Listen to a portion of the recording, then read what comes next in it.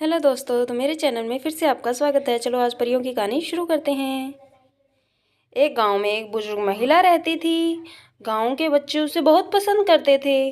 वह अक्सर बच्चों की कहानियां सुनाया करती थी। बच्चे भी बुजुर्ग महिला के साथ खूब खुशी से होते रहते थे। एक बार महिला गांव से कहीं चली गई थी। कई दिनों के बाद भी जब बुजुर्ग महिला का पता नहीं चला तो गांव के बच्चे दुखी हो जाते और बुजुर्ग महिला की तलाश में लग जाते। बच्चों को परेशान देख गांव के लोग बुजुर्ग महिला के घर की तलाशी लेने के लिए चले गए।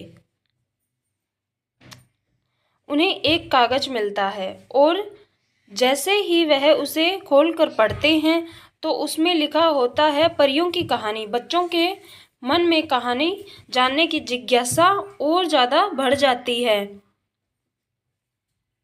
जैसे जैसे परियों की कहानी की बात गांव में फैलती है तो लोगों की भीड़ इकट्ठा होने लगती है और देखते देखते लोगों की भीड़ उमड़ पड़ती है। तभी भीड़ में एक व्यक्ति निकलकर कहानी वाला पन्ना ले लेता है और सभी को शांति से बैठने के लिए कहता है और कहानी पढ़ना प्रारंभ कर देता है। एक बहुत ही खूबसूरत परियों का शहर था जहाँ कई तरह के पक्षी रहते थे।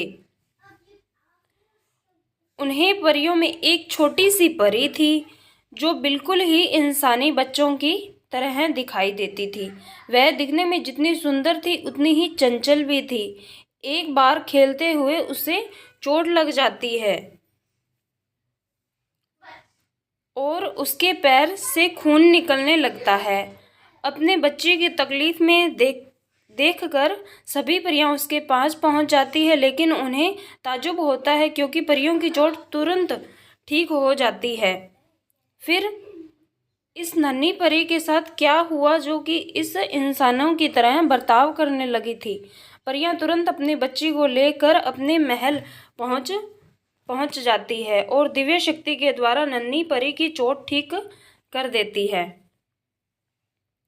लेकिन जो काम सव्य होना था उसके लिए परियों ने अपनी शक्ति का इस्तेमाल करना पड़ा। यह बात उन्हें चिंतित कर रही थी।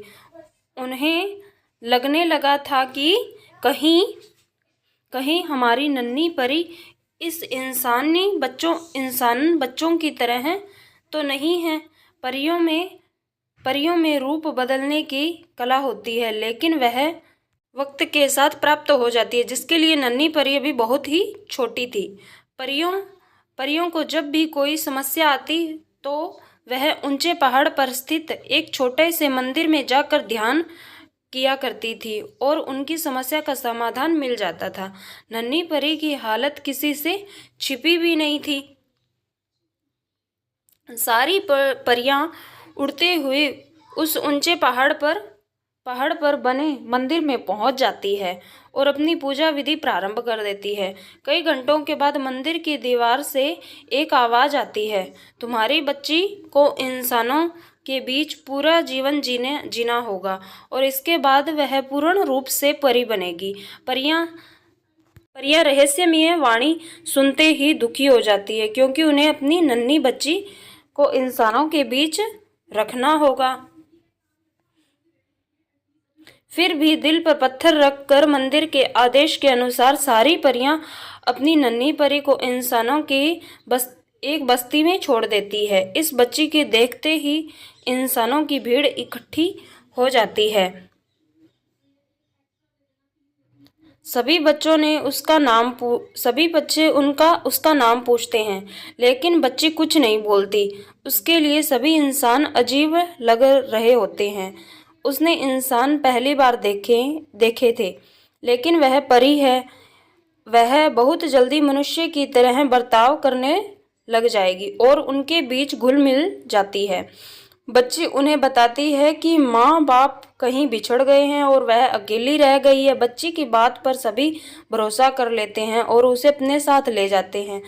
कई वर्षों से वह गांव वालों के बीच में रह रही होती है, जिसका इंतजार आज खत्म हो जाता है। वह परियों को शांति पाने के लिए इंसानों की दुनिया से हमेशा हमेशा के लिए निकल जाती है। उसने अपना पूरा जीवन साधारण मनुष्य की तरह जिया था और यह नन्ही परी कोई और नहीं, वही बुजुर्ग महिला होती है जिसने अपनी ही कहानी लिख कर रखी होती है।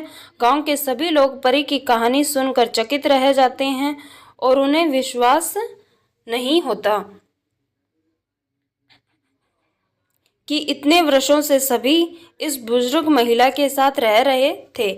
वह एक परी थी। बुजुर्ग महिला के रहस्य के साथ ही यही कहानी समाप्त होती है। Thank you my watching video.